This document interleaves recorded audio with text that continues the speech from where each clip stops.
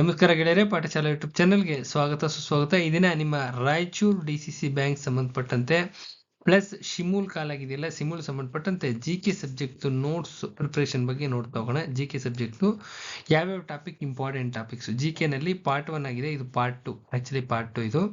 Part ಯಾವ್ಯಾವ important topics, ಯಾವ ರೀತಿ ಓದಬೇಕು, ಎಷ್ಟು ಓದಬೇಕು ಅಂತ GK ಸುಮಾರು ಜನ ಮೆಸೇಜ್ ಮಾಡ್ತಾ ಇದ್ದಾರೆ. ಸೊ ಅದಕ್ಕೋಸ್ಕರ ಹೇಳ್ತಾ ಹೋಗ್ತೀನಿ. ಯಾರೆಲ್ಲ ಚಾನಲ್ ಸಬ್ಸ್ಕ್ರೈಬ್ ಮಾಡಿಲ್ಲ, ಸಬ್ಸ್ಕ್ರೈಬ್ ಮಾಡಿರಿ. ವಿಡಿಯೋನ ಮ್ಯಾಕ್ಸಿಮಮ್ ನಂಬರ್ ಪೀಪಲ್ಗೆ ಶೇರ್ ಮಾಡಿರಿ. ಮತ್ತು ಇದೇ ವಿಡಿಯೋದ ಡಿಸ್ಕ್ರಿಪ್ಷನ್ ಬಾಕ್ಸಲ್ಲಿ ಸುಮಾರು ವಿಡಿಯೋಸ್ ಇದಾವೆ. ಆ ವಿಡಿಯೋಸಲ್ಲಿ ಯಾವ್ಯಾವ ಎಕ್ಸಾಮ್ಸಲ್ಲಿ ಎಷ್ಟೆಷ್ಟು ಕ್ವಶನ್ಸು ನಮ್ಮ ನೋಟ್ಸಿಂದ ಬಂದಿದ್ದಾವೆ, ಯಾರ್ಯಾರು ಸೆಲೆಕ್ಷನ್ ಆಗಿದ್ರೆ ಎಲ್ಲ ಡೀಟೇಲ್ಸು ಇದೆ, ಮತ್ತು ಪ್ರೊಸೀಜರ್ಸು ಎಲ್ಲನೂ ಇದೆ, ಪ್ರತಿಯೊಂದು ಇದೆ. ಆ ವಿಡಿಯೋನ ದಯವಿಟ್ಟು ನೋಡಿ. ಡಿಸ್ಕ್ರಿಪ್ಷನ್ ಬಾಕ್ಸಲ್ಲಿ ಇರ್ತಕ್ಕಂಥ ವಿಡಿಯೋಸ್ನ ಕಂಪ್ಲೀಟಾಗಿ ವಾಚ್ ಮಾಡಿ. ತದನಂತರದಲ್ಲಿ ಯಾರಿಗಾರ ನೋಟ್ಸ್ ಬೇಕು ಅಂತ ಅನ್ಸಿದ್ರೆ, ಅವಶ್ಯಕತೆ ಇದೆ ಅಂತ ಅನ್ಸಿದ್ರೆ ಈ ನಂಬರ್ಗೆ ಮೆಸೇಜ್ ಮಾಡಿ. ಅರ್ಥ ಆಗ್ತಿದೆಯಲ್ಲ? ಆ ನಂತರದಲ್ಲಿ ಬೇಕು ಅಂತ ಅನ್ಸಿದ್ರೆ ಮಾತ್ರ ಮಾಡಿ, ಬೇಡ ಅಂದರೆ ನಿಮ್ಮ ಪಾಡ ನೀವು ಏನಿದೆ ಅದು ಕೂತ್ಕೊಂಡು ಓದ್ಕೊಳ್ಳಿ, ಟೈಮ್ ವೇಸ್ಟ್ ಮಾಡಬೇಡಿ. ಅರ್ಥ ಆಗ್ತಾ ಇದೆ ಅಲ್ವಾ? ಅವಶ್ಯಕತೆ ಇದೆ ಅಂತ ಅನ್ಸಿದ್ರೆ ಮಾತ್ರ ಮಾಡಬೇಕು, ಅನ್ವಾಂಟೆಡ್ ಮೆಸೇಜಸ್ ಮಾಡಬಾರ್ದು. ಅರ್ಥ ಆಗ್ತಿದೆಯಲ್ಲ? ಇನ್ನು ನೋಟ್ಸ್ ಅವೈಲಬಲ್ ಇರತಕ್ಕಂಥದ್ದು cooperative, KMF, banking, 1959 act, 3000 question bank ಇಷ್ಟು ಅವೈಲಬಲ್ ಇದೆ. Plus Kannada constitution notes available ಇದೆ. Cooperative, KMF, banking, 1959 act, 3000 question bank, Kannada notes, constitution notes, ಇದನ್ನ ಪ್ರಿಂಟೆಡ್ ಮೆಟೀರಿಯಲ್ ರೂಪದಲ್ಲಿ ಕ್ಲಿಯರ್ ಆಗಿ ಹೇಳ್ತಾ ಇದ್ದೀನಿ. ಮತ್ತೆ ಅದೇ ಮೆಸೇಜಸ್ ಮಾಡಬಾರ್ದು. ಪ್ರಿಂಟೆಡ್ ಮೆಟೀರಿಯಲ್ ಇದಿಷ್ಟು ಇಲ್ಲಿ ಬಾಕ್ಸ್ ಮಾಡಿದ್ದೀನಿ ನೋಡ್ರಿ. Cooperative, KMF, banking, 1959 act, 3000 question bank, Kannada notes, constitution notes ಇದಿಷ್ಟು ಪ್ರಿಂಟೆಡ್ ಜೆರಾಕ್ಸ್ ನೋಟ್ಸ್ ಬರುತ್ತಲ್ಲ, ಅದನ್ನು ಕಳಿಸ್ಕೊಡ್ತೀವಿ. ಪ್ರಿಂಟೆಡ್ ಮೆಟೀರಿಯಲ್ ಸೆಂಡ್ ಆಗುತ್ತೆ ನಿಮ್ಮ ಮನೆಗೆ, ಸ್ಪೀಡ್ ಪೋಸ್ಟ್ ಮುಖಾಂತರ ಸೆಂಡ್ ಆಗುತ್ತೆ. ಅರ್ಥ ಆಗ್ತಿದೆಯಲ್ಲ? ಯಾವುದರ ಮುಖಾಂತರ? ಸ್ಪೀಡ್ ಪೋಸ್ಟ್ ಮುಖಾಂತರ. ಮನೆ ಅಡ್ರೆಸ್ ಕೊಟ್ರೆ ಸ್ಪೀಡ್ ಪೋಸ್ಟ್ ಮುಖಾಂತರ ಕಳಿಸ್ಕೊಡ್ತಕ್ಕಂಥ ವ್ಯವಸ್ಥೆ ಮಾಡ್ತೀವಿ. ಅರ್ಥ ಆಗ್ತಿದೆ? ಈಗಾಗಲೇ 1000+ ಪೀಪಲ್ ಬೈ ಮಾಡಿ 1000+ ಕಾಪೀಸ್ ಹೋಗಿ ಓದ್ತಾ ಇದ್ದಾರೆ. ಎಲ್ಲ ನೀಟಾಗಿ ಅಚ್ಚುಕಟ್ಟಾಗಿ ಓದ್ತಾ ಇದ್ದಾರೆ. ಯಾರಿಗಾರ ಅವಶ್ಯಕತೆ ಇದ್ರೆ ತಗೊಂಡು ಓದ್ಕೊಳ್ಳಿ. ಒಂದಾಯ್ತಾ? ಇನ್ನು ಎರಡನೇ ಪೋರ್ಷನ್ ಈ ಕಡೆ ಬಂದ್ರೆ, ಇದು ನಮ್ಮ ಸ್ಟೂಡೆಂಟ್ಸ್ಗೆ ಮಾತ್ರ ಅವೈಲೇಬಲ್ ಇರ್ತಕ್ಕಂಥದ್ದು. ಯಾರು ನಮ್ಮ ಸ್ಟೂಡೆಂಟ್ಸ್ ಇದ್ದಾರೆ, ಯಾರು ನೋಟ್ಸ್ ಪರ್ಚೇಸ್ ಮಾಡಿದರೆ ಅವರಿಗೆ ಮಾತ್ರ. ಕ್ಲಿಯರ್ ಆಗಿ ಹೇಳ್ತಾ ಇದ್ದೀನಿ, ಯಾರು ನಮ್ಮ ಸ್ಟೂಡೆಂಟ್ಸ್ ಇದ್ದಾರೆ ಅವರಿಗೆ ಮಾತ್ರ. ಮತ್ತೆ ಅನ್ವಾಂಟೆಡ್ ಮೆಸೇಜಸ್ ಯಾರು ಮಾಡ್ಕೊಡ್ದು. ಯಾರು ನಮ್ಮ ಸ್ಟೂಡೆಂಟ್ಸ್ ನಮ್ಮಲ್ಲಿ ನೋಟ್ಸ್ ಪರ್ಚೇಸ್ ಮಾಡಿ ಓದ್ತಾ ಇದ್ದಾರೆ ಅವರಿಗೆ ಮಾತ್ರ. ಇಂಗ್ಲೀಷು ನೋಟ್ಸ್ ಫ್ರೀ ಇರುತ್ತೆ. ಇದು ಹಳೆಯದು, ಹ್ಯಾಂಡ್ ರಿಟನ್ ನೋಟ್ಸು. ತುಂಬ ಹಿಂದೆ ನಾವು ಸಕ್ಸಸ್ ಆಗಿದ್ವಲ್ಲ, ಆಗಿನ ಕಾಲದಲ್ಲಿ ಇದ್ದಂಥ ನೋಟ್ಸ್ ಇದು. ಆಗಿನ ಕಾಲದ notes ಆಂಟೋನಿಮ್ಸು, synonyms, idioms, phrases, one word ಸಬ್ಸ್ಟಿಟ್ಯೂಷನು, ಈ ರೀತಿಯಾದಂಥ ಕೆಲವೊಂದು ಇಂಪಾರ್ಟೆಂಟ್ ಟಾಪಿಕ್ಸು, ಇಂಪಾರ್ಟೆಂಟ್ ಆಗಿ ಬಂದೇ ಬರ್ತವೆ ಅಂತಕ್ಕಂಥ ಟಾಪಿಕ್ಸು. ಅದ್ಭುತವಾಗಿದೆ ನೋಟ್ಸ್ ಇದು, ಅದ್ಭುತವಾಗಿದೆ. ಅರ್ಥ ಆಗ್ತಿದೆಯಾ? ಇದರಿಂದನೇ ಬರ್ತಾವ ಎಲ್ಲ, ಆಲ್ಮೋಸ್ಟ್ ಇದರಿಂದನೇ ಬಂದಿದ್ದಾವೆ. ಈ ಸೆಲೆಕ್ಟೆಡ್ ಟಾಪಿಕ್ಸ್ ಅಷ್ಟೇ. ಕ್ಲಿಯರ್ ಆಗಿ ಹೇಳ್ತಾ ಇದ್ದೀನಿ. ಮತ್ತೆ ದೀಸ್ ಸೆಲೆಕ್ಟೆಡ್ ಟಾಪಿಕ್ಸ್ ಈಗ ಹೇಳಿದ್ನಲ್ಲ, ಈ selected antonyms, synonyms, idioms, phrases, one word substitution, ಇದಿಷ್ಟು ಸೆಲೆಕ್ಟೆಡ್ ಟಾಪಿಕ್ಸು. ತುಂಬ ಚೆನ್ನಾಗಿದ್ದಾವೆ ಟಾಪಿಕ್ಸ್. ಇದು ಅದ್ಭುತವಾಗಿದೆ. ಇದನ್ನ ಫ್ರೀ ಆಫ್ ಕಾಸ್ಟು PDF ಮುಖಾಂತರ ಕಳಿಸ್ಕೊಡ್ತೀವಿ. ಮುಗೀತಲ್ಲ? ಇನ್ನು ಕನ್ನಡ ಸಾಹಿತ್ಯಕ್ಕೆ ಸಂಬಂಧಿಸಿದಂತೆ ಕವಿಕೃತಿ ವಿಚಾರ ಅಂತ ಬರುತ್ತೆ. ಅರ್ಥ ಆಗ್ತಿದೆಯಾ? ಆಧುನಿಕ, ಮಧ್ಯಕಾಲೀನ ಮತ್ತು ಪ್ರಾಚೀನ ಮೂರಿದ್ರಲ್ಲೂ ಇಂಪಾರ್ಟೆಂಟ್ ಕವಿಗಳು ಯಾರ್ಯಾರು, ಕ್ಲಿಯರ್ ಆಗಿ ಹೇಳ್ತಾ ಇದ್ದೀನಿ. ಇದ್ರಲ್ಲಿ ಯಾವುದೇ ರೀತಿ ಅಂತ ರಾಕೆಟ್ ಹೋಗುತ್ತಲ್ಲ, ಆ ಥರ ಸೈನ್ಸ್ ಯಾವುದೂ ಇಲ್ಲ. ಅರ್ಥ ಆಗ್ತಿದೆಯಲ್ಲ?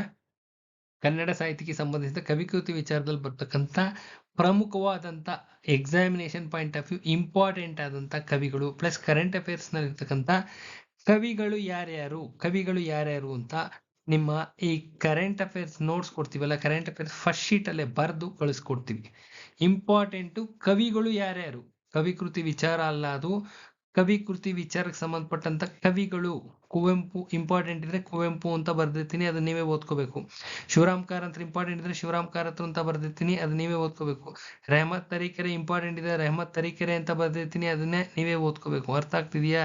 ನೋಟ್ಸು ಈಗಾಗಲೇ ಕನ್ನಡ ನೋಟ್ಸ್ ಪರ್ಚೇಸ್ ಮಾಡಿರ್ತೀರಾ. ಈ ಕನ್ನಡ ನೋಟ್ಸ್ ಅಲ್ಲಿ ಫುಲ್ ಡೆಪ್ತ್ ಆಗಿದೆ. ಎಲ್ಲ ಭಾಷಾಭ್ಯಾಸ ಇದೆ, ನಿಮ್ಮ ಸಾಹಿತ್ಯಕ್ಕೆ ಸಂಬಂಧಪಟ್ಟಿದ್ದಿದೆ, ವ್ಯಾಕರಣ ಇದೆ, ಎಲ್ಲ ಇದೆ. ಇದಕ್ಕೆ ಸಂಬಂಧಪಟ್ಟಂತ ಕವಿಕೃತಿ ವಿಚಾರ ಈ ಕನ್ನಡ ನೋಟ್ಸ್ ಅಲ್ಲಿ ಡೆಪ್ತ್ ಆಗಿರುತ್ತೆ, ಓದ್ಕೋಬೇಕು. ಅರ್ಥ ಆಗ್ತಿದೆಯಾ? ಜಸ್ಟ್ ಕವಿಗಳ ಹೆಸರನ್ನ ಮಾತ್ರ ಹೇಳ್ತೀನಿ. ಈಗ ಭೈರಪ್ಪ ಅವ್ರು ಇಂಪಾರ್ಟೆಂಟು, ಭೈರಪ್ಪ ಬರ್ತಾರಲ್ಲ, ಭೈರಪ್ಪ ಇಂಪಾರ್ಟೆಂಟು, ಬಾನು ಮುಷ್ತಾಕ್ ಇಂಪಾರ್ಟೆಂಟು. ಈ ರೀತಿಯಾಗಿ ಇಂಪಾರ್ಟೆಂಟ್ ಕವಿಗಳು ಯಾರ್ಯಾರು ಅಂತ ಹೇಳ್ತಾ ಹೋಗ್ತೀನಿ. ಹೇಳೋದು ಅಂದ್ರೆ ಶೀಟಲ್ಲಿ ಫಸ್ಟ್ ಶೀಟಲ್ಲೇ ಬರ್ದಿರ್ತೀನಿ. ನೋಟ್ಸ್ನ PDF ಬಂದ ತಕ್ಷಣ ತೆಗೆದು ಆ ಕವಿಗಳನ್ನ ಮಾರ್ಕ್ ಮಾಡಿಕೊಂಡು ನೀಟಾಗಿ ಕನ್ನಡ ನೋಟ್ಸ್ ಜೊತೆ ತಗೊಂಡು ಓದ್ಕೊಂಬಿಡಿ. ಇಷ್ಟೇ ವಿಚಾರ ಆಯ್ತಲ್ಲ. ಇನ್ನು ಕರೆಂಟ್ ಅಫೇರ್ಸ್ 1 ಇಯರ್ ಕರೆಂಟ್ ಅಫೇರ್ಸ್ನ ಕಳಿಸ್ಕೊಡ್ತೀವಿ ಅಂತ ಹೇಳಿದ್ವಿ, ಕಳಿಸ್ಕೊಡ್ತೀವಿ. 1ನೇ ತಾರೀಕು ಒಳಗಡೆ ಕಾಲ್ಸ್ ಏನಾದ್ರೂ ಅನ್ವಾಂಟೆಡ್ ಕಾಲ್ಸು ಸುಮ್ಮನೆ ಕರೆಂಟ್ ಅಫೇರ್ಸ್ ಕಳಿಸಿ ಅಂತ ಸುಮ್ಮನೆ ಮೆಸೇಜ್ 50-100 ಮೆಸೇಜ್ ಮಾಡಿರ್ತೀರಾ. 50-100 ಮೆಸೇಜ್ಗೆ ರಿಪ್ಲೈ ಮಾಡೋಷ್ಟು ಟೈಮ್ ಇಲ್ಲ. ನಿಮ್ಮದೇ ನೋಟ್ಸ್ ಪ್ರಿಪ್ರೇಷನ್ ಆಗ್ತಾ ಇರೋದು ಡಿಲೇ ಆಗುತ್ತೆ, ಕ್ಲಿಯರ್ ಆಗಿ ಡಿಲೇ ಆಗುತ್ತೆ. ಹೇಳ್ತಾ ಇದ್ದಲ್ಲ, ನಮ್ಮ ಟಾರ್ಗೆಟ್ ಇರೋದು 1ನೇ ತಾರೀಕು ಎಲ್ಲರಿಗೂ ಸೆಂಡ್ ಮಾಡಬೇಕು ಅಂತ. ಯಾವುದು ಕರೆಂಟ್ ಅಫೇರ್ಸ್ ಫ್ರೀ ನೋಟ್ಸು ನಮ್ಮ ಸ್ಟೂಡೆಂಟ್ಸ್ಗೆ 1ನೇ ತಾರೀಕು ಸೆಂಡ್ ಮಾಡಬೇಕು ಅಂತ ಟಾರ್ಗೆಟ್ ಇರೋದು. ಅನ್ವಾಂಟೆಡ್ ಮೆಸೇಜಸ್ಸು ಬಂದರೆ ಅದಕ್ಕೆ ರಿಪ್ಲೈ ಮಾಡ್ಕೊಂಡು ಕೂತ್ಕೊಂಡ್ರೆ ಈ ಕೆಲಸ ಡಿಲೇ ಆಗುತ್ತೆ, ಈ ಡೇಟು ಮುಂದಕ್ಕೆ ಹೋಗುತ್ತೆ. ಹೇಳಿದ್ದೀನಿ, ಯಾರೂ ಮಾಡಬೇಡಿ. ನನ್ನ ಹತ್ರ ಎಲ್ಲರದು ಮಾಹಿತಿ ಇದೆ, ನಾನೇ ಕಳಿಸ್ಕೊಡ್ತೀನಿ PDF ಮುಖಾಂತರ. PDF ಮುಖಾಂತರ ಯಾವುದೇ English notes PDF plus current affairs notes PDF plus ಕವಿಗಳ ಹೆಸರು PDF ಕಳಿಸ್ಕೊಡ್ತೀನಿ. ಯಾವ್ಯಾವ ಕವಿಗಳು ಇಂಪಾರ್ಟೆಂಟ್ ಅಂತ ನಮ್ಮ ಸ್ಟೂಡೆಂಟ್ಸ್ಗೆ ಕಳಿಸ್ಕೊಡ್ತೀನಿ, ಕೂತ್ಕೊಂಡು ಓದ್ಕೊಡಿ. ಇನ್ನು ನೆಕ್ಸ್ಟ್ ನಿಮ್ಮ ಜಿಕೆನಲ್ಲಿ ಪಾರ್ಟ್ 2 ಇದು. ಜಿಕೆನಲ್ಲಿ ಪಾರ್ಟ್ 2 ಇಂಪಾರ್ಟೆಂಟ್ ಕಂಟಿನ್ಯೂಷನ್ ಪಾರ್ಟ್. ಏನೇನು ಓದಬೇಕು ಅಂತ ಟಾಪಿಕ್ಸ್ ಅಷ್ಟೇ, ಇದು ಟಾಪಿಕ್ಸ್ ಅಷ್ಟೇ. ಇನ್ನು ಪ್ರಪಂಚದ ಇತಿಹಾಸದಲ್ಲಿ ಪ್ರಮುಖ ಘಟನೆಗಳು ಕ್ರೋನಾಲಜಿ ಅಂತ ಬರುತ್ತೆ. ಕ್ರೋನಾಲಜಿಗಳು ಇಂಪಾರ್ಟೆಂಟ್, ಕದನಗಳು ಯುದ್ಧಗಳು ಇಂಪಾರ್ಟೆಂಟ್, ಡೆಫಿನೆಟ್ ಆಗಿ ಇಂಪಾರ್ಟೆಂಟ್, ಯಾವುದೇ ಅನುಮಾನ ಬೇಡ, ಕೇಳುವ ಎಲ್ಲಾ ಸಾಧ್ಯತೆ ಇರುತ್ತೆ. ಇನ್ನು ಇದು ಅಷ್ಟೇನೆ, ಇತಿಹಾಸದ ಪ್ರಮುಖ ಘಟನೆಗಳು ಕ್ರೋನಾಲಜಿ ಕೇಳ್ತಾರೆ, ಪ್ರಮುಖ ಕದನಗಳು 100% ಕೇಳ್ತಾರೆ. ಮುಖ್ಯವಾದಂಥ ಕದನಗಳು ಎಲ್ಲ ಅಲ್ಲ, ಅತ್ಯಂತ ಪ್ರಮುಖ. ಈಗ ಪ್ಲಾಸಿ ಇಂಪಾರ್ಟೆಂಟ್, ಹೌದು 100% ಇಂಪಾರ್ಟೆಂಟ್. ಕರ್ನಾಟಿಕ್ ವಾರ್ಸ್ ಇಂಪಾರ್ಟೆಂಟ್, ಹೌದು ಇಂಪಾರ್ಟೆಂಟು. ಈ ತರ ವೆರಿ ಇಂಪಾರ್ಟೆಂಟ್ ಇರೋ ಕದನಗಳನ್ನ ನೋಡ್ಕೊಂಡ್ರೆ ಕ್ರೋನಾಲಜಿ ಟೈಮ್ನಲ್ಲಿ ತೆಗೆದಿರ್ತಕ್ಕಂಥ ಚಾನ್ಸಸ್ ತುಂಬಾ ಜಾಸ್ತಿ ಇರ್ತದೆ. ಅರ್ಥ ಆಗ್ತಿದೆಯಾ? ಇನ್ನು ಅಬ್ರಿವೇಷನ್ಸು ಕೇಳೋ ಚಾನ್ಸಸ್ ತುಂಬಾ ಜಾಸ್ತಿ. ಗ್ರಂಥ ಬರೆದಿರ್ತಕ್ಕಂಥವ್ರನ್ನ ಕರೆಂಟ್ ಅಫೇರ್ಸ್ ಬೇಸಿಸ್ ಅಲ್ಲಿ ತೆಗೆದಿರ್ತಾರೆ. ಯಂತ್ರಕ್ಕೆ ತೆಗೆದಿರ್ತಾರೆ, ಕರೆಂಟ್ ಅಫೇರ್ಸ್ ಬೇಸಿಸ್ ಅಲ್ಲಿ ತೆಗೆದಿರ್ತಾರೆ. 99% ಕರೆಂಟ್ ಅಫೇರ್ಸ್ ಬೇಸಿಸ್ ತೆಗೆದಿರ್ತಾರೆ, ಇಲ್ಲಾಂದ್ರೆ ಹಳೆಯ ಕೃತಿಗಳನ್ನ ತೆಗೆದಿರ್ತಾರೆ. ನಿಮ್ಮ ಇವು ಬಂದ್ವಲ್ಲಮ್ಮ, ಯಾರು ಹೇಳ್ತೀನಿ, ಇದು ಇಂಪಾರ್ಟೆಂಟ್ ಇದೆ. ಗ್ರಂಥರು ಮತ್ತು ಅನಿತಾ ದೇಸಾಯಿ ಅವರೆಲ್ಲ ಬರ್ತಾರಲ್ಲ, ಇಂಪಾರ್ಟೆಂಟ್ ಅದು. ಆ ಲಿಸ್ಟ್, ಒಂದು ಲಿಸ್ಟ್ ಇದೆ, ಅದು ಕೊಡ್ತೀನಿ, ಆ ಲಿಸ್ಟ್ ಕೊಡ್ತೀನಿ. ಗ್ರಂಥಗಳು, ಗ್ರಂಥಕರ್ತರು, ಬುಕ್ಕರ್ ಅವಾರ್ಡ್ಸ್ ಫ್ಲಾಶ್ ಆಯ್ತು. ಬುಕ್ಕರ್ ಅವಾರ್ಡ್ಸ್ ಯಾರ್ಯಾರು ತಗೊಂಡಿದ್ರೆ, ಈ ತರದ ಕೃತಿಗಳು, ಇಂಪಾರ್ಟೆಂಟ್ ಕೃತಿಗಳು ಯಾವ್ದಾರು ಇತ್ತು ಅಂದ್ರೆ, ಇಂಡಿಯನ್ಸ್ ಯಾರು ಇದ್ರು ಅಂದ್ರೆ ಹೇಳ್ತಾ ಇರ್ತಾರೆ.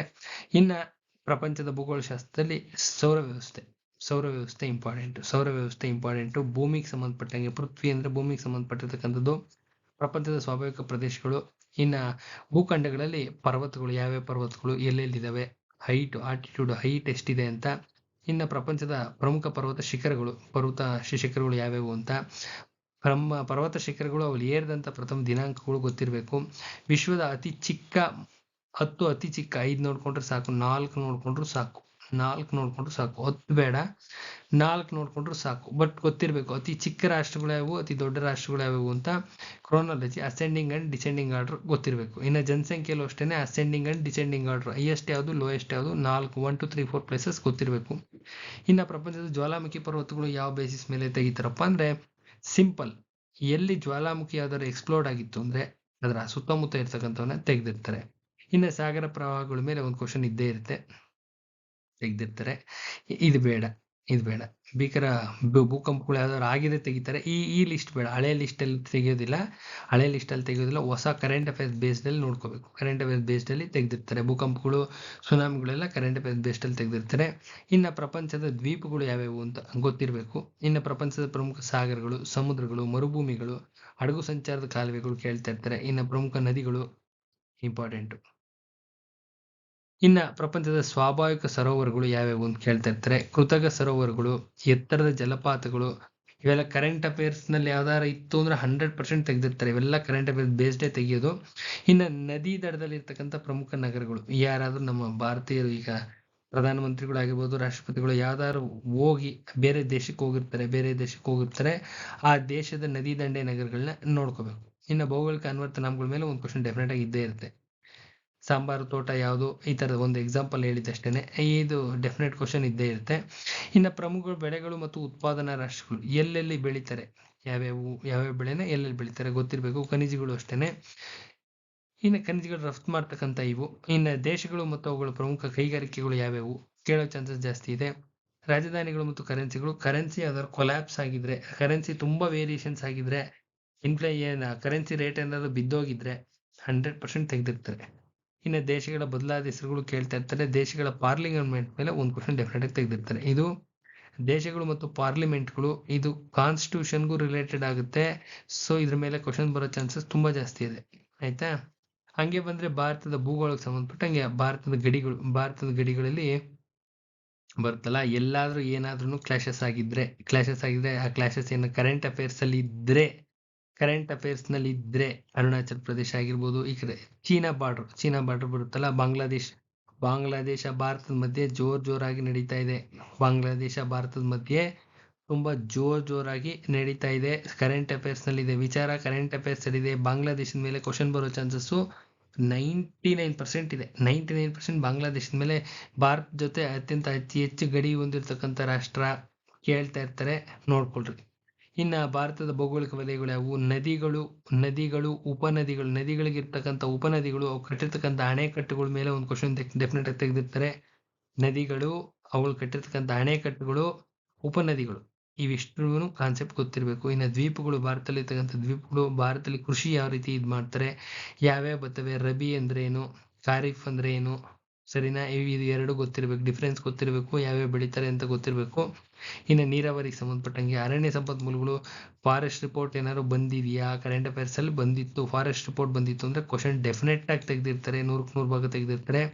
ಪ್ರಮುಖ ಖನಿಜಗಳು, ಸುಪ್ರೀಂ ಕೋರ್ಟ್ ಆರ್ಡರ್ಸ್ ಏನಾದ್ರು ಆಗಿದೆಯಾ, ಇತ್ತೀಚೆಗೆ ಖನಿಜಗಳು, ಪೇಪರ್ ಅಲ್ಲಿ ಏನಾದ್ರು ರಫ್ತು ಗಿಫ್ಟು ಏನಾದ್ರೂ ಇಶ್ಯೂಸ್ ಆಗಿದೆ ಬಂದಿತ್ತು ಅಂದ್ರೆ ಖನಿಜಗಳ ಮೇಲೆ ಬಂದು ತೆಗೆದಿರ್ತಾರೆ. ಭಾರತದ ಪ್ರಮುಖ ಪರ್ವತಗಳು, ಯಾರಾದ್ರೂ ಮೇನ್ ದೊಡ್ಡ ಪರ್ವತಗಳು ಹತ್ತಿದ್ದು ಏನಾದ್ರು ವರ್ಲ್ಡ್ ರೆಕಾರ್ಡ್ಸ್ ಆಗಿದೆ ಕ್ವಶನ್ ತೆಗೆದಿರ್ತಾರೆ. ಜನಸಂಖ್ಯೆ 2011 ಜನಸಂಖ್ಯೆ, ಹೊಸ ಜನಸಂಖ್ಯೆ ರಿಪೋರ್ಟ್ ಏನಾದ್ರು ಬಂದಿದ್ರೆ ಜನಸಂಖ್ಯೆ ಮೇಲೆ ತೆಗೆದಿರ್ತಾರೆ. ಜನಸಂಖ್ಯೆ ಮೇಲೆ ಕಾಮನ್ ಆಗಿ ಒಂದು ಕ್ವಶನ್ ಇದ್ದೇ ಇರುತ್ತೆ, ಡೆಫಿನೆಟ್ ಆಗಿ ಒಂದು ಕ್ವಶನ್ ಇದ್ದೇ ಇರುತ್ತೆ. ವಿಸ್ತೀರ್ಣ ಮತ್ತು ಜನಸಂಖ್ಯೆಯಲ್ಲಿ ಭಾರತದ ಅತಿ ದೊಡ್ಡ ರಾಜ್ಯಗಳು ಕೇಳ್ತಾ ಇರ್ತಾರೆ. ಇನ್ನ ಪ್ರಮುಖ ಸ್ಥಳಗಳು ಮತ್ತು ಸ್ಮಾರಕಗಳ ಮೇಲೆ ಒಂದು ಕ್ವಶನ್ ತೆಗಿತಾ ಇರ್ತಾರೆ. ಒಂದ್ಸತಿ ನಾನಕ್ ಜೀರಾ ಎಲ್ಲಿದೆ ಅಂತ ಬಂದಿತ್ತು, ನಾನಕ್ ಜೀರಾ ಅಂತಕ್ಕಂಥ ಸ್ಥಳ ಎಲ್ಲಿದೆ ಅಂತ ಕೇಳಿದ್ರು, RFOದಲ್ಲಿ ತೆಗೆದು ನೋಡ್ಬೋದು ನೀವು. ಭಾರತದ ಪ್ರಮುಖ ವನ್ಯಜೀವಿ ತಾಣಗಳು ಮತ್ತು ರಾಷ್ಟ್ರೀಯ ಉದ್ಯಾನವನಗಳು ಒಂದು ಕ್ವಶನ್ ಡೆಫಿನೆಟ್ ಆಗಿ ತೆಗೆದಿರ್ತಾರೆ. ಯಾವುದು ಕರೆಂಟ್ ಅಫೇರ್ಸ್ ನಲ್ಲಿ ಇರುತ್ತೋ ಅದನ್ನೇ ತೆಗೆದಿರ್ತಾರೆ. ಗಮನ ಕರೆಂಟ್ ಅಫೇರ್ಸ್ ಮೇಲೆ ಇದ್ರೆ ಆಲ್ಮೋಸ್ಟ್ ಸಕ್ಸಸ್ ಆದಂಗೆನೆ. ಇನ್ನು ರಾಜ್ಯಗಳ ಪಕ್ಷಿ ನೋಟದ ಬಗ್ಗೆ ಗೊತ್ತಿರ್ಬೇಕಷ್ಟೇ. ರಾಜಧಾನಿಗಳ ಬಗ್ಗೆ ಫೋಕಸ್ ಮಾಡಿರ್ತಾರೆ, ರಾಜಧಾನಿಗಳು ಬರ್ತಾವಲ್ಲ ಫೋಕಸ್ ಮಾಡಿರ್ತಾರೆ. ಕೇಂದ್ರಾಡಳಿತ ಪ್ರದೇಶ ಅಷ್ಟೇ ಫೋಕಸ್ ಮಾಡಿರ್ತಾರೆ, ಏನ್ರ ಮೇಲೆ ರಾಜಧಾನಿಗಳ ಮೇಲೆ ಫೋಕಸ್ ಮಾಡಿರ್ತಾರೆ. ಈ ಪೋರ್ಷನ್ ಮುಂದುವರಿಯುತ್ತೆ, ಇನ್ನು ಮುಗ್ದಿಲ್ಲ, ಇದು ಮುಂದುವರಿಯುತ್ತದೆ. ಅರ್ಥ ಆಗ್ತಾ ಇದೆಯಾ? ಇದು ಕಂಟಿನ್ಯೂಷನ್ ಪಾರ್ಟ್ 3 ನಲ್ಲಿ ಹೇಳ್ತೀನಿ. ವಿಡಿಯೋ ತುಂಬಾ ಲೆಂತಿ ಆಗುತ್ತೆ, ತುಂಬಾ ಮ್ಯಾಕ್ಸಿಮಮ್ ಲೆಂತಿ ಆಗ್ಬಿಡುತ್ತೆ, ಬೇಡ. ಪಾರ್ಟ್ 3 ನಲ್ಲಿ ಕಂಟಿನ್ಯೂಷನ್ ಮಾಡೋಣ. ಯಾರೆಲ್ಲ ಚಾನಲ್ ಸಬ್ಸ್ಕ್ರೈಬ್ ಮಾಡಿಲ್ಲ ಸಬ್ಸ್ಕ್ರೈಬ್ ಮಾಡ್ರಿ, ವಿಡಿಯೋನ ಮ್ಯಾಕ್ಸಿಮಮ್ ನಂಬರ್ ಶೇರ್ ಮಾಡ್ರಿ ಅಂತ ಹೇಳ್ತಾ, ಯಾರಿಗಾದ್ರೂ ನೋಟ್ಸ್ ಅವಶ್ಯಕತೆ ಇದೆ ಅಂತ ಅನ್ಸಿದ್ರೆ ನಂಬರ್ ಕಾಲ್ ಮಾಡಿ ಕಳಿಸ್ಕೊಡ್ತಕ್ಕಂಥ ವ್ಯವಸ್ಥೆ ಮಾಡ್ತೀವಿ ಅಂತ ಹೇಳ್ತಾ ವಿಡಿಯೋನ ಇಲ್ಲಿಗೆ ಎಂಡ್ ಮಾಡ್ತಾ ಇದೀನಿ. ಈ ಹೇಳಿದ್ನಲ್ಲ, ಇವೆಲ್ಲ ಟಾಪಿಕ್ಸ್ ನಾನು ಹೇಳಿದೆ, ಈ ಟಾಪಿಕ್ಸ್ನ ಎಲಾಬ್ರೇಟ್ ಮಾಡ್ಕೊಳ್ಳಿ, ಆನ್ಸರ್ ಸಿಗುತ್ತೆ. ಅಥೆಂಟಿಕೇಟೆಡ್ ನೋಟ್ಸ್ ರೆಡಿ ಆಗುತ್ತೆ, ಕೂತ್ಕೊಂಡು ಓದ್ಕೊಳ್ಳಿ. ಎಲ್ಲರಿಗೂ ಒಳ್ಳೇದಾಗ್ಲಿ ಅಂತ ಹೇಳ್ತಾ ವಿಡಿಯೋನ ಎಂಡ್ ಮಾಡ್ತಾ ಇದೀನಿ. ನಾನು ಇನ್ನೊಂದು ವಿಡಿಯೋ ಜೊತೆ ಬರ್ತೀನಿ. ನಮಸ್ಕಾರ.